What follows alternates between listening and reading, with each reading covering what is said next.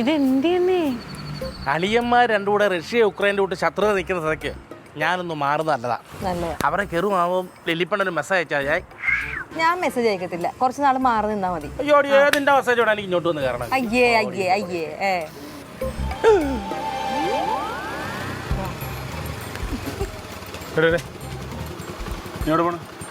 എൻ്റെ ഒരു കൂട്ടുകാരൻ്റെ അമ്മൂമ്മയുടെ ഇളയ കൊച്ചിൻ്റെ മൂത്ത കൊച്ചിൻ്റെ 28 കെട്ട് കോഴിക്കോട്ട്.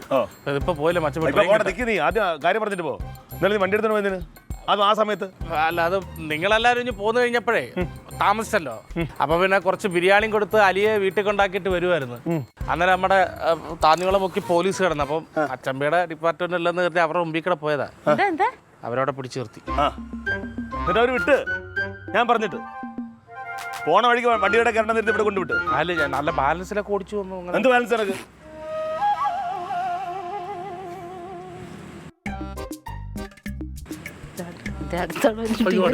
ലോട്ടറി എടുത്തിട്ട് വന്നേക്കണേ.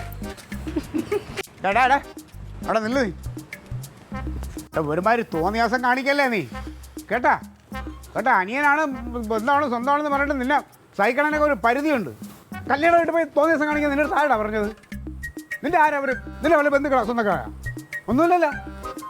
വിളിച്ചതുപോലെ അവിടെ കൂടെ വന്ന് അതിന് മര്യാദ കാണിക്കണം. അവിടെ പോയി തിന്നും കുടിച്ചും കള്ള് കുടിച്ചും വേണ്ട അട്ടഹാസവും പിന്നെ അവിടെ നിന്ന് ബിരിയാണി പൊതിഞ്ഞ് കെട്ടിഞ്ഞ് കൊണ്ടുവന്നേക്കണം. മനുഷ്യനെ നാണം കെടുത്തായി. പിന്നെ നിന്നോട് എടേ നീ വണ്ടി കൊടുത്തിട്ട് അവൻ പോയി പ്രശ്നം ഉണ്ടാക്കി നീ എൻ്റെ ചെമ്മണ്ണിലേക്ക് ചാടി കളിക്കുന്നത് എന്തിനാണ്? നീ അവനോട് ചോദിക്കണം. എടേ വണ്ടി കൊടുത്തു വിട്ടതും ആ കാര്യം നിന്നെ വിളിച്ച് പറഞ്ഞു എന്തെന്ന് അറിയാമോ? അവൻ നിന്റെ അനിയായിട്ടാണ്. ആ എസ് ഐ എന്തെല്ലാം പറയുന്നത് അറിയാമോ? പുള്ളി ചോദിക്കാ നിന്റെ അളിയന്മാരല്ല ഇങ്ങനെ എന്നുടേന്ന്. നാണം കിട്ടുമോ ഞാൻ അവിടെ? അങ്ങനെയൊക്കെ ചോദിച്ചു. എടേ ഞാൻ അവനെ കല്യാണത്തിന് ചുമന്നുകൊണ്ട് പോയെന്നല്ലേ, അവൻ വലിഞ്ഞു കയറി വന്നതാണ്.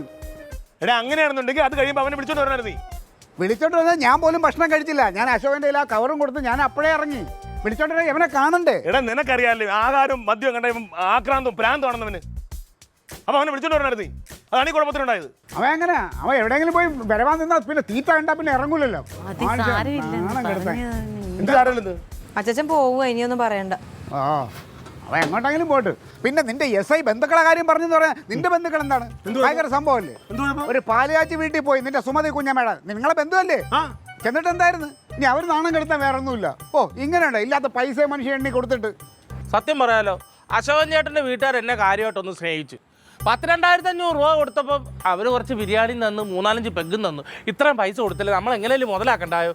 2,500 ആരെ വീട്ടിൽ കൊടുത്തു? 2,500 രൂപ മച്ചമ്പി അശോകൻ ചേട്ടനെ കൊടുക്കുന്ന കണ്ടാന്നല്ലോ. അങ്ങനെ കവർ എടുത്തിട്ട് ഒരു മാമൻ അവിടെ എഴുതായിരുന്നില്ലേ? അപ്പൊ തന്നെ എഴുതിയല്ലോ ക്ലീറ്റോ 2,500 എന്നും പറഞ്ഞോണ്ട്. അവിടെ ഞാൻ 300 ആണല്ലോ കൊടുക്കാൻ എടുത്ത് വെച്ചിരുന്നത്. അപ്പൊ എന്റെ കർത്താവെ ചുമ്മാ അല്ല. ഞാനാണെങ്കിൽ ആ വെപ്രാളത്തിന്റെ ഇടയിൽ അശോകനെ കവർ എടുത്ത് കൊടുത്തിട്ട് ഞാനങ്ങ് പോവുകയും ചെയ്ത്.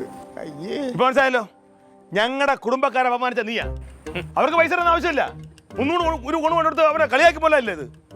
ആണ് കേട്ടോ. ഇപ്പൊ സംഗതി എന്താന്ന് വെച്ചാ ഉദ്ദേശിച്ച കൂടുതൽ പൈസ കിട്ടിയവരെ സ്നേഹിക്കുകയും ചെയ്ത് കിട്ടാത്തവരിട്ട് ഗൗനിച്ചതുമില്ല. കിട്ടാത്തോണ്ടല്ല അവർക്ക് നാണക്കേട്. ചേട്ടത്തി ശരിക്കും കുറ്റക്കാരൻ ആരാ? ഞാൻ അശോകന്റെ വീട്ടിൽ പോയിട്ട് ആ പൈസ തിരിച്ചു മേടിച്ചിട്ട് അത് കൊണ്ടുവന്ന് മനോജിന് കൊടുത്തിട്ട് മനോജിന്റെ അടുത്തൊരു ക്ഷമയും പറഞ്ഞ് ആ പൈസ വാങ്ങിച്ച് നേരെ അശോകന്റെ കൊണ്ട് കൊടുക്കാലോ. അയ്യോ, ചെല്ലിപ്പ തന്നെ എടുത്തു തരും. അപ്പൊ കൊണ്ടുവന്ന ബിരിയാണി അത് അവിടെ നിന്നും പോയി. എന്റെ പൊന്നെ, പോണുണ്ടെങ്കിൽ പോ. അകത്തോട്ടല്ലേ? കുറ്റക്കാരൻ മച്ചമ്മേ, ഞാനല്ല. അയ്യോ.